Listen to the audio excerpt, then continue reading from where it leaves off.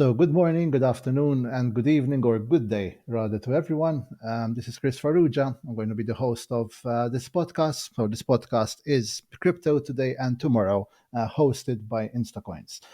This is the first episode, actually, of this podcast. We're going to be tackling quite a few different discussions, I would say, related to crypto, of course, related to what's happening now, what can happen in the future, and we try to look at things from a different perspective. Throughout the following episodes, we plan to have different guests with us discussing the topic from different perspectives, also different industries which can be affected by crypto, and we see how we can go about it. But today, we're going to start off with the Director of Compliance of Instacoins, Andrew Martinelli. So, welcome, Andrew, to the show. Hello, everyone. I guess good morning, good evening. I guess it pretty much depends on the time zone. We're on the CET one here. So good evening if you're listening in. Well, depends on guess what the time you're listening, not just our recording time. So Indeed. yeah, hello everyone. Very very pleased to be here. I hope this it will be a good talk. I'm fairly confident myself. So thank you for letting me be here as guest number one. My pleasure, our pleasure, of course. It also works, as we were discussing even before the podcast started. That's, I think that the best way to start of a podcast in this case, especially since it's being hosted by Instacoins, is to have somebody from Instacoins themselves, especially from management, to give further input about who the company is, because it always helps to put our name out there, of course, and this would also put things into perspective as to what discussions we will be having, possibly also what services we offer, because I'm sure that there will be the opportunities to also discuss how these can affect certain parts of the discussions. So it will be an interesting introduction to all our followers and listeners to fully understand what we are all about, what the plan is, and of course, then we take it from there towards the other episodes that we can move forward. So, perfect. So, Andrew, we would like to hear a bit more about you, of course, and a good introduction about yourself and your role with Instacoins. Of course. I'll try to be brief because me personally, I'm probably not the most interesting subject of the podcast, but I started working with Instacoins. We are a crypto, I guess we could call ourselves a crypto group nowadays, because we had the beginnings in Malta. In sort of the idea came about in 2017. Some of you might have heard about, the local government. I am Maltese myself. We had this drive, this marketing drive towards the blockchain island, the crypto island, a couple of nice events which put us on the map as well back then. And sort of that was the genesis, I guess, for our founder's idea to build up this crypto company. And since then, it's been 7 years since like the original idea. We were actually kicked off officially in 2018. Since then, we've grown a little bit, in a couple of countries around Europe and also beyond. But we are essentially a Bitcoin marketplace, a crypto marketplace for retail users, for corporate customers, for people looking to trade over the counter with a discrete service, high net worth individuals, anybody looking to diversify their holdings into crypto. We also help a little bit with merchants looking to add crypto to their payment mix. But that's us as a company. I came in at quite pretty much, I guess, the early stages. I had been working in financial services for pretty much my whole life, and crypto was getting big. I was quite happy where I was working, but I sensed sort of the change, sort of the opportunity for change was right place, right time, I guess you can say, and I sort of took the leap and haven't really looked back ever since, I suppose. Uh, I think it's a good idea before sort of, if not this episode and the next, to sort of talk a little bit about what crypto actually is. A lot of people nowadays will have absolutely heard about it. So this is, we were having this conversation in 2017 or 2018, possibly before that.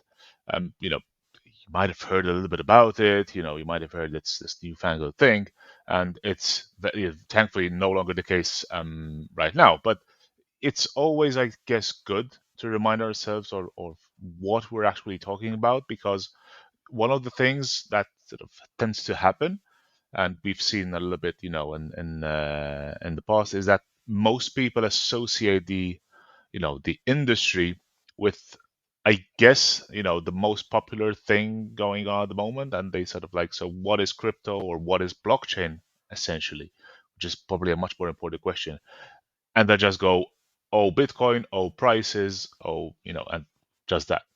So I guess it's worth reminding ourselves a little bit what generally we're talking about here. And I guess the question number one, question number zero, if you want to be mathematically and logically perhaps more correct, is what is we can start with what is crypto or what is blockchain. I guess crypto is probably easier to understand, perhaps. What is cryptocurrency, right? So So if because I we may can interrupt, leverage. if I may Yeah, interrupt yeah, go. you before that, so let's do question minus one, since that Question was minus question one is fine. zero. No um, problem. We can go to infinity on both sides of the equation. so what inspired you to get into the world of crypto? So before getting into the subject, Oh which yeah, you sure. are very easily easing into, as regards to you from a personal perspective, what got you involved? What gave you the what lit up your fire, so to say, to start up this interest in crypto and get yourself involved? Well, it's always in my opinion, it's always one or two things or both, and in my case, it was both. So you're always crypto is still, I suppose, for many people, you could still say it's new, right? So anybody who's starting out a career in crypto or in blockchain in 2024, you could still say the industry is relatively new, and you could sort of say that on the strength that regulation is just coming in, right? And I mean, in the EU, it's just coming in now. Some comprehensive legislation. We had some attempts in the past, but like even more so in 2017, 2018, right? So um, I was intrigued by the novelty of it all. I have to say, I have to admit, right? I had been a very, very, I guess, loose follower, or like a very, I was following in a very detached way what was going on. Like back then, was it was, I guess, even more than today, than the last few months. The price rise in Bitcoin, because which was sort of still is, I suppose, the main, the king of coins, of cryptocurrency. It was much more sort of fantastical, I guess, back then, right? Nowadays we have a lot of sort of solid theories and reasons why the price may be doing what it's doing. Back then it was everybody getting in on the action, right? So there was this mystique sort of around, like what's happening here. It must be something revolutionary. And while I sort of I didn't necessarily subscribe to what was happening on the price front, I was very much intrigued by what can be happening here. Like this is something which has a future, right? And the other thing, so that was one thing, I was intrigued by the novelty. The other thing, which I think is as equally important when sort of doing these kind of decisions in your life, is like I was in a place where I was okay, I was happy, right? But it wasn't too much of a prospect sort of to advance, I guess, myself both professionally but personally. So you could, I guess, you could take the easy route and say, oh, but I mean, I do a good job, right? I'm happy here, my superiors like me and whatnot, right? But then there's this prospect of going into a totally novel industry. I was approached by an ex-colleague of mine and told me, listen, you'd be like employee number one. Like I've met with the founder. We've done this company. I'm basically, I'm directing the company. I'm heading the company. We're gonna start employing people, right? We need a couple of roles. Actually, back then it was just I need the one role. I need another guy and a second hand, not second hand, a second arm, second sort of second in command kind of Yeah. thing, right? And sort of you'd be this person, right? If you can fit the bill, if you can do this and that, and if the our founder likes you, sort of you can do it. And formally, even back then, formally I was employed as the compliance sort of officer, right? But because it was a two-man team, essentially, sort of I got into like a lot of aspects, and the promise of that, while it may seem sort of, I'm not going to say stressful, but it may seem like a lot when you're sort of going for something new, saying, hey, you'll be doing this and that and the other. And there's a high chance you'll be doing like, D, E, F, and G as well, right? Um, it was something which I wanted sort of to do. I felt like I had been in roles with sort of limited responsibility for quite It a was while. also a change of And pace, I would assume, from what you had before. Maybe doing things from different fronts was also yeah, yeah, yeah. change of pace and a different perspective for you towards the company itself, how to look That's at it. correct. I mean, I had been doing a 9 to 5 sort of, since forever, I guess, and I really sort of I jumped on the possibility of actually having a real role in like shaping what like a company can achieve or do or or have. And so yeah, those are the two things, right? So the novelty industry, because it helped me like that, and maybe in financial services the question might have been a bit different. I might have thought about it a bit more, but this one I really didn't sort of uh, you know I was urged to make a quick decision because things were moving fast, but it wasn't too hard, if I'm honest. Okay, so you didn't really bat an eyelid, as they would say. I mean, I had a good relationship with my previous employer, and say, listen, like there's this thing, right? I mean, I have a good offer. I think it's something I really wanted to do. I understand that sort of that there's very little for of that for me here. So, and we sort of parted on good terms, and never look back, I guess. Great. So an exemplary exit and a perfect entry, I would say, in this case. Well, it No, wasn't as because it's perfect as I always thought, difficult. Yeah. because, but yeah, I mean, eventually we got there, because it's always you always need some adaptation anyway, right? But yeah, I mean, what inspired me sort of that was it, and it's still, I guess, it's still inspiring me today because even though the industry is young and we are young as a company, uh, we're now kind of as a group and as a company we're we have some roots now, so the the plant or the tree is quite firmly established in the ground, right?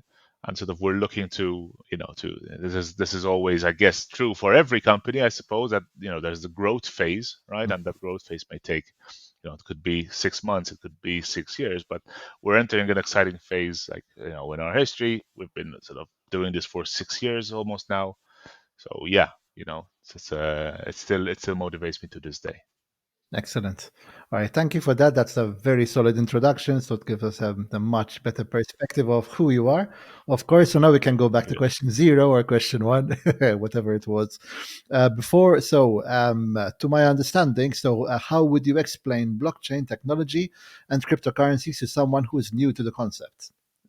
So this again, this is Okay. it's a very interesting question, especially as you mentioned before. We are in 2024, where nowadays, many people would have heard about crypto or read about it at least. Maybe when the company started in 2018, it was not as followed at the time, but still, nonetheless, there are always people trying to get to know a little bit more and find out a bit more. So, a good question indeed.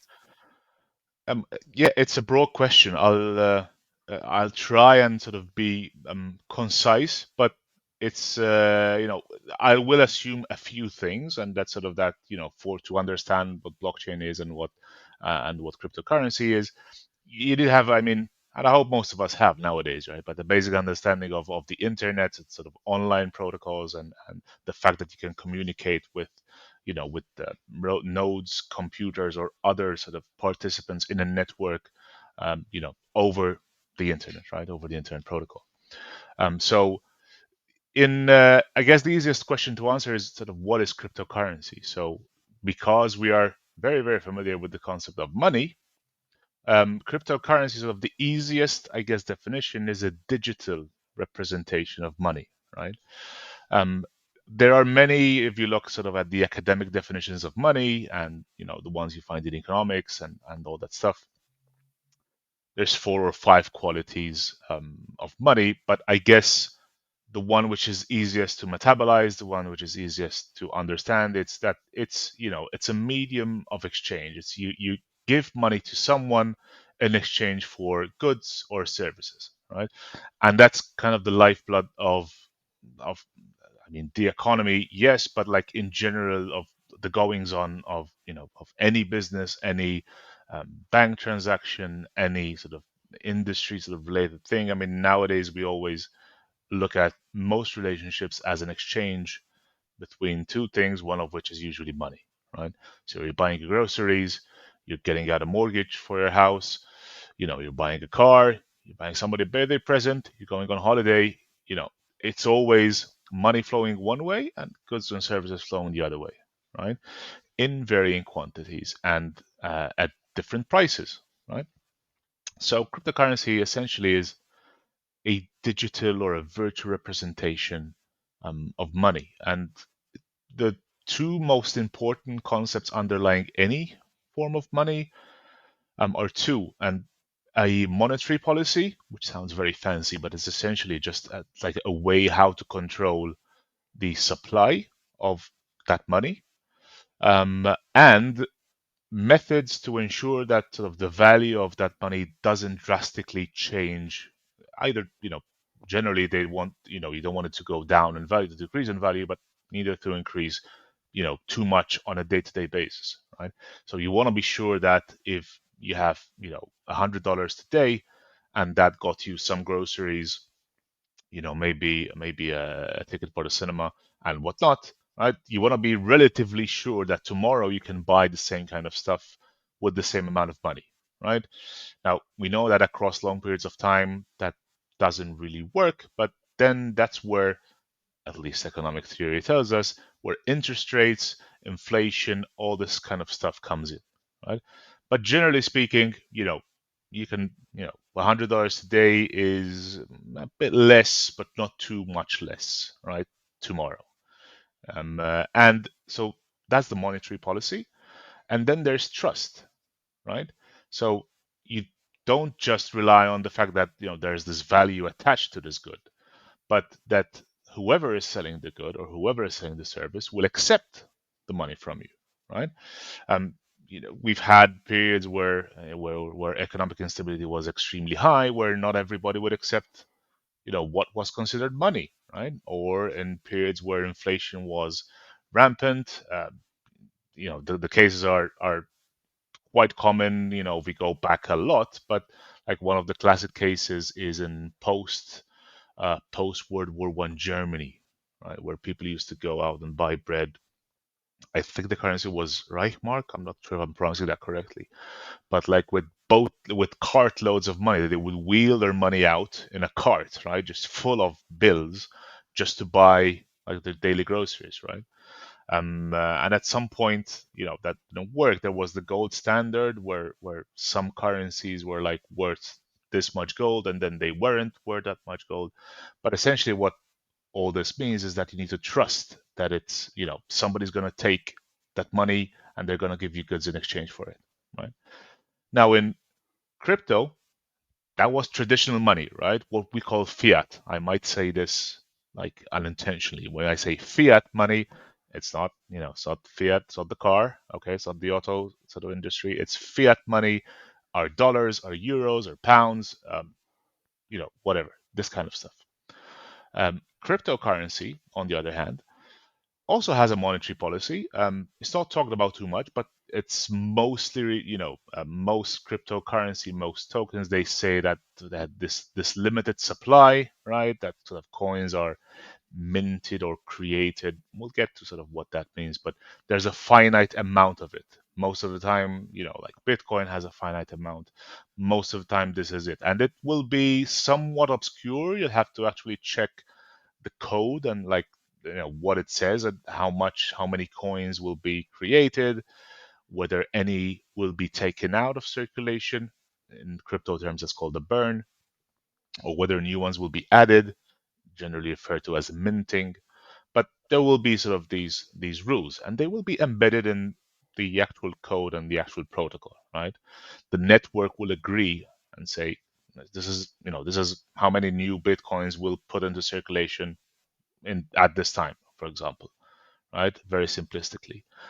And the trust element comes from the actual cryptographic proof. Again, probably I'll be a bit more clear on this in a minute.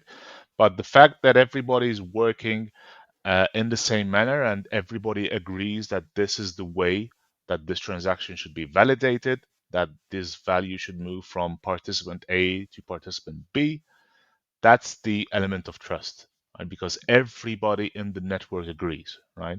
If if there's a 5 people, all 5 people agree. If the network is 1 million people, like 1 million agree, because there's no incentive for anybody in the network to cheat or sow mistrust, because they would be taken out of the network and they would not be eligible to get the rewards, which are the mining fees, right? I guess we'll talk about this in a minute, but that's sort of crypto, right? And by the way, please do sort of interject if No, you in feel fact, like what I'm saying I is. was just waiting to let you slow down, so to say. I didn't want to I stop your can I talk. can I can Uh, segue a little bit.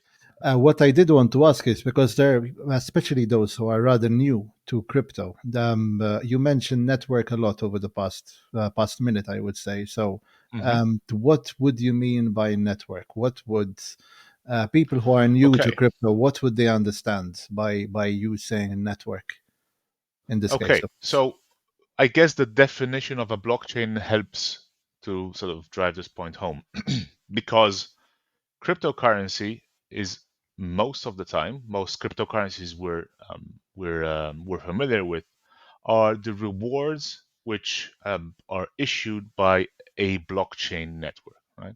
So a blockchain is essentially, there's a bit of code which gets deployed.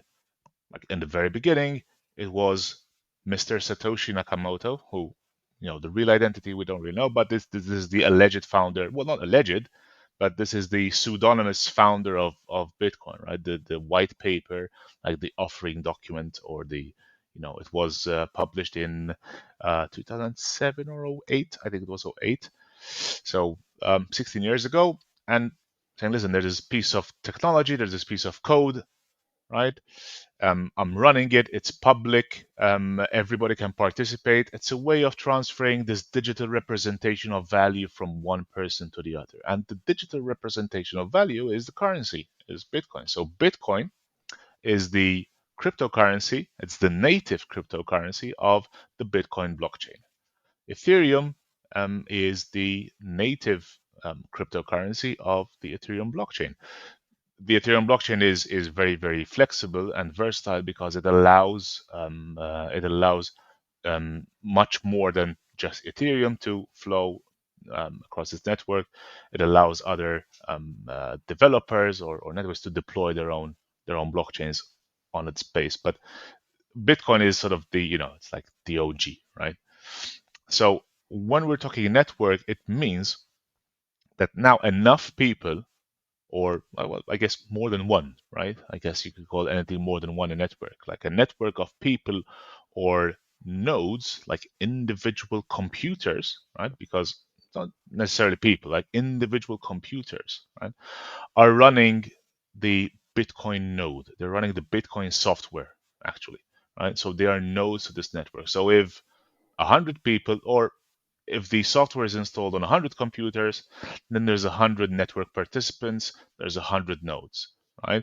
And as long as there is still one node, like running, right, then the Bitcoin protocol is live. Like you'll be able to move Bitcoin around.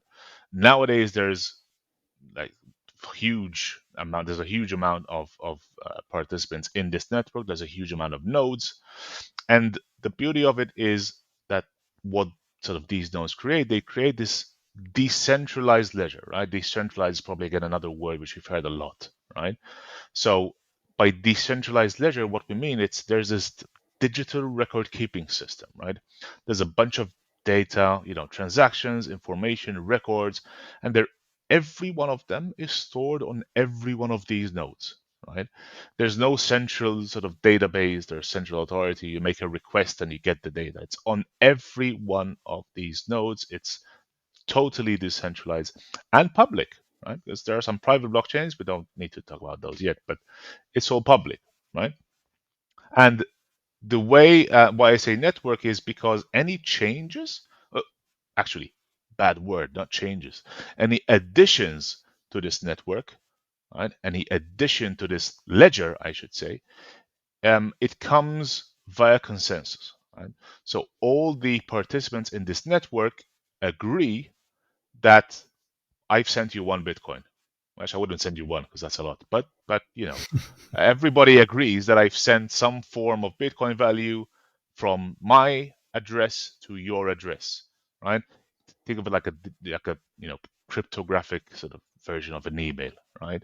If I'm sending you an email, and we both have Gmail, just to use one of the very popular sort of ideas, Google will receive my request and say, "Hey, I'd like to send an email to Kris. Can you please send it?" Right? And Google says, "Okay, I'll take your email and I'll give it to Kris." Right? And if you don't receive the email, sort of like only Google knows like what's going on, right? Because hey, I don't know, I sent it. Like, where is it? And Google will have to tell us where it is if it's lost. On a network, on a blockchain network, that's extremely unlikely, like that, because that would mean that nobody has actually sort of validated the transaction. But everybody knows what's happening, right? So imagine we're in this huge, like, decentralized email network, right, where there's a million of us, and if I send you an email, what is it? 1 million minus is 999,999 people will see that I've sent you an email. They can check, right? Because it's a public, decentralized ledger.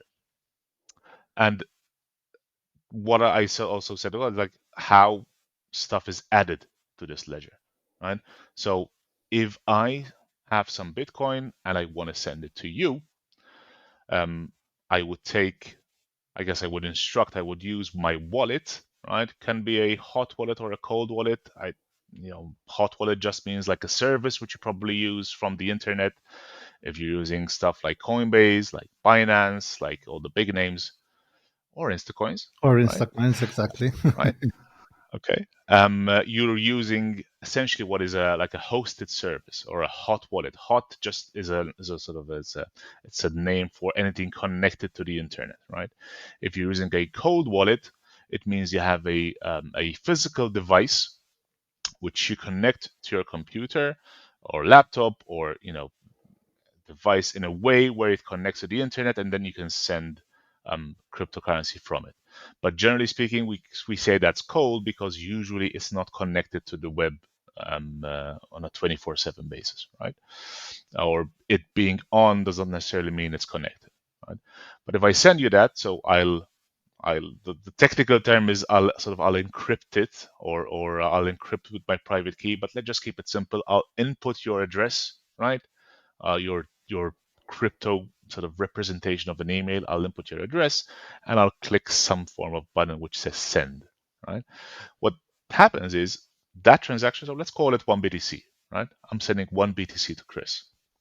That transaction, because I've done it from a node which is connected to the internet, will go into this pool, this large pool of transactions. Imagine, if you will, you just chuck something in a pool, right? And I say pool appositely because the technical term is mempool, Mempool. right? Right. So what happens is then somebody will come along and say, "Oh, there's a transaction in the pool. I'm a miner, by the way. I'm going to take that, right? And I'm going to put this transaction in a block, right? And I'm not just going to put Andrew's transaction in this block. There's other people who've chucked stuff into the pool, and I'll take this one and I'll take that one, and ultimately I'll come up with this block, right? And what I need to do to validate it, right, is I need this is basically a mathematical equation, right? So what you need to do is solve it, and by solve it is find the solution which validates all transactions. The solution is usually referred to the transaction hash, what we call transaction hash, right? So all these transactions go into the mempool. They're picked up by miners who are essentially large arrays and large banks of PCs nowadays. Just GPUs, or processing units, very, very heavy duty processing units, who are going through this complex mathematical algorithm and finding the solution to this, to the encryption we've just made. Because whenever I send a transaction, it can only be validated if somebody de-encrypts it, right? That's the safety of this. Is why I said like the trust comes from the cryptography, because I've encrypted this message, so nobody can intercept it and take my Bitcoin away, which was intended for you, right? And so that happens in this and sort of in this algorithmic sort of state. And when any one of the nodes, any one of the miners comes up with a solution, they say, "Hey, I think I got it, and I'm going to broadcast it to the network," right? This is what in on a blockchain explorer, which is like a website where you can see all the transactions. This is when the transaction is in an unconfirmed state. So it's somebody has found somebody has found the solution, but nobody has confirmed it, right? But once somebody confirms it, once there's one network confirmation, as we call it, or two, or three, four, five, six, can go up to. However, the more confirmations that sort of that answer gets, the more confident we are that this is actually the right solution. So the validation is okay, and that value can move from one participant to the other, and we can add that block to the previous block, which was previously added to its previous block, and block, a chain of blocks, hence like blockchain, right? Um, it can get much more technical than this. I won't do that for the sake of keeping it a little bit more simple. Um, but one final thing I will say is the incentive for somebody to solve that intense mathematical equation and validate the transaction, there's a reward, right? So there's two parts to any reward for a successfully mined Bitcoin block. There's a standard fee, which is like it's a flat fee which is issued to each validated block. It's depending on when you're watching this, it's either 6.25 bitcoins or 3.125. If it's before the most recent halving event, which perhaps you'll discuss in some other session, it's 6.25. If the halving has happened, the reward has gone down by half to 3.125 bitcoins. So there's that, and also any fees which you specify when you send your transaction. So when you send your transaction, you can specify sort of a fee attached to the transaction, and the fee will be generally quite low. It will get higher the more sort of the quicker you need this transaction to be confirmed. There's this concept called priority, right? If you want to sort of get high priority and your transaction you want it to be validated ASAP, you put in a high fee. If you're not really in a rush, you can put like an average fee and it'll get picked up eventually by the network, right? Generally speaking, fees for blockchain transfers on the Bitcoin blockchain, I guess they're very affordable. You can send large amounts of Bitcoin value or dollar value, I should say, for a very, very, very sort of small amount of fees relative to the actual value of the transaction. So that's the reward. You get six or three bitcoins for every block, plus whatever fees have been set by the individual participants. And I would really, really suggest if you're new sort of to all this, to visit a blockchain explorer. It's essentially a website where sort of the all the information in the Bitcoin blockchain, not just Bitcoin blockchain, but Bitcoin is the most popular. Every bit of information is sort of graphically displayed. There'll be tables, there'll be lists, there'll be sort of explanations about what has gone into every single block. And I would highly recommend mempool.space.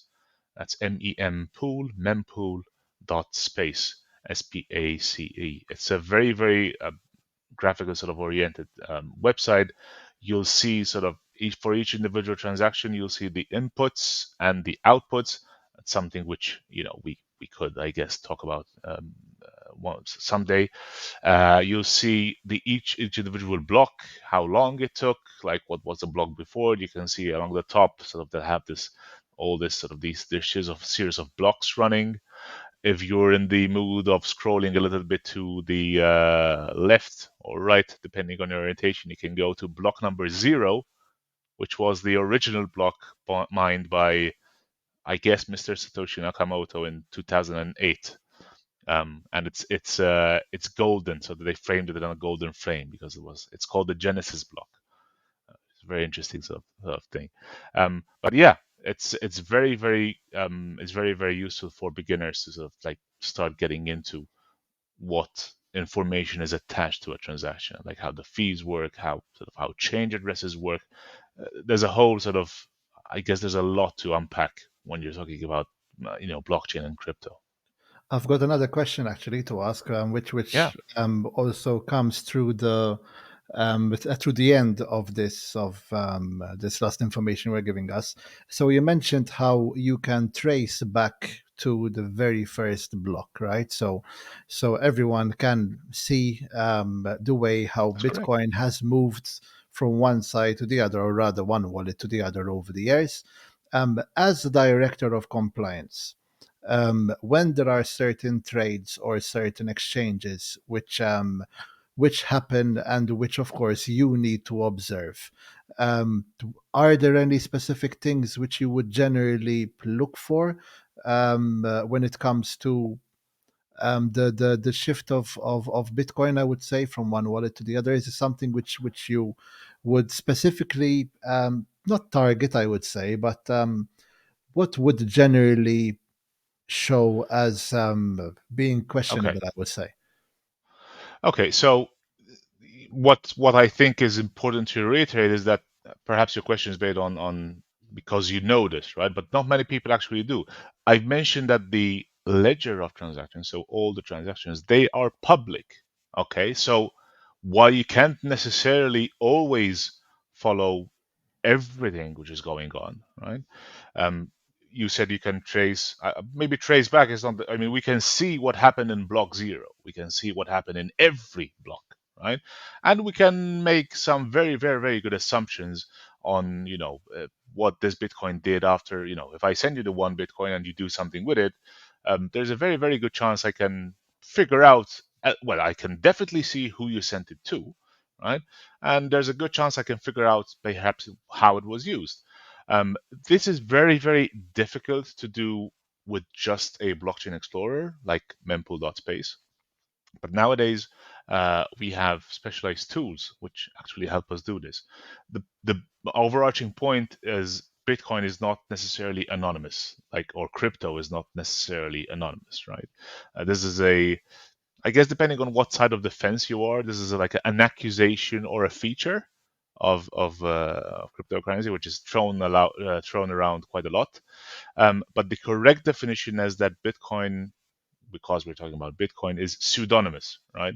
So you don't necessarily know who owns an address, but you can very much identify with specialized tools what happens, right? And the long and the short of specialized tools is that they'll have a lot of intelligence, either by historical by historical research, by being, um, I guess, mystery shoppers at online services or exchanges, sometimes even criminal services, sometimes by pure admission. There will be addresses which are associated with different services, right? So I'll give you a very sort of very easy example. If somebody is soliciting Bitcoin donations, for better or for worse, we don't need to actually get the motivation, but let's just say there's some fundraiser and maybe it's a hospital who's saying, it's a very avant-garde hospital, but let's just say it's somebody publishing a Bitcoin address and like saying, this is my address, please donate here. Then, we could say, oh, okay, so if you send point one of that Bitcoin I sent you before to this address, then I can say, okay, so Kris sent, point one to this hospital fundraiser, right? Um, uh, Something not that attractive. Terrorist groups used to publish their Bitcoin addresses when a few years back when the regulation was very lax, right? But they used to publicly say this is our Bitcoin address. If you want to if you want to support our cause, you know I guess each to his own, but this is where you send your Bitcoin address. So that was like public information, not just about the address, but also about the ownership of the address, right? Um, uh, Other information we can get is through a technique known as co-spending. I don't want to get too much into this because it's, I guess, for another day. But if I've sent you if I've sent you two instances of Bitcoin, if I send you one Bitcoin today and I've sent you one yesterday, right? And you gave me two different addresses because you like to keep things separate. You're an organized guy, and you have this one there and one here, right? Now, if all of a sudden you decide, you've been accumulating Bitcoin for quite a while, not just the two I passed out to you, and you want to sell or spend or otherwise move five Bitcoin, right? And because you're, again, very well organized, you have, one Bitcoin each on five different addresses, right? And then one day you say, listen, I'm going to grab these five and I'm going to send them to Instacoins, right? Whatever it is, right? I can see, or I will see, right, that the two I sent to you, right? Sorry about the the The rhyming pleasure is there, but the well. two Bitcoin I sent to you, they were sent together with these three to Instacoins in this case. So I can surmise that, oh, okay, so Kris probably owns those other three addresses as well, right? It's a very sort of basic idea of what we call co-spending. So when we take all this intelligence sort of into context, we now have this really sort of big web, right? Where we now know, or at least we rely on services that know that these 500, 5,000 addresses, for example, these are controlled by somebody like Coinbase. This is okay. Right? If you see somebody sending funds to here, they're probably sending it to a friend of theirs or whatever, but they're sending it to Coinbase, right? If you're receiving crypto from this address here, we've identified this as a merchant service. So these are payment aggregators, they are fine, right? But it can also be that, listen, we've identified these clusters as a darknet market, right? Or a fraud shop, for example, right? Or a mixer, which is where people send their coins to try and sort of like hide their origin, right? So in essence, software can tell us safe destination, unsafe destination, right? And it can do that to varying degrees. It can say like, this is definitely dodgy. This is perhaps dodgy, right? This is safe. This is extremely safe. It can give us those inferences. I guess that everybody's very careful to not make absolute sort of judgments about it, but it can give us very strong inferences. And on our side, I mean, from what we do on this side of the pond, I guess, is whenever we're either in the business of sending or receiving, we always want to make sure that whoever is using our service on both sides is not sourcing their crypto from illegal or dodgy sources, right? That we're not facilitating the movement of illegal obtained crypto or fraudulently obtained crypto. Essentially, the term proceeds of crime is a very encompassing term, right? So we don't want to make sure that whatever we're facilitating is not proceeds of crime, or we're not sending crypto to clusters which are associated with illicit services or illegal services. Right? Perfect. All right. Thanks for that. I think we can actually call it a day for this first episode. I think we've got really loads of information over there. So, Andrew, thank you very much for the information Very provided. welcome.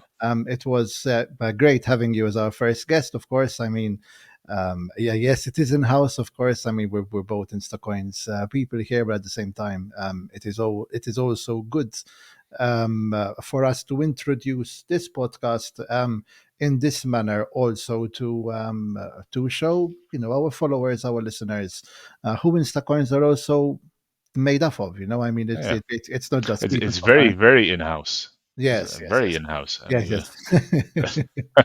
you know, Indeed. All right. So, thank you very much. So, quick note to our followers and to our viewers, I would say. We do ask you, of course, to subscribe to the channel, to like this video, and to also comment. We would really appreciate your feedback on your thoughts. If there's anything which you've got, if you've got any questions, related to the subjects which we spoke about today, please do put them forward. If any one of you who feels that you've got, quite extensive knowledge with related to crypto, perhaps, and you found this podcast interesting, we would be very curious to hear from you.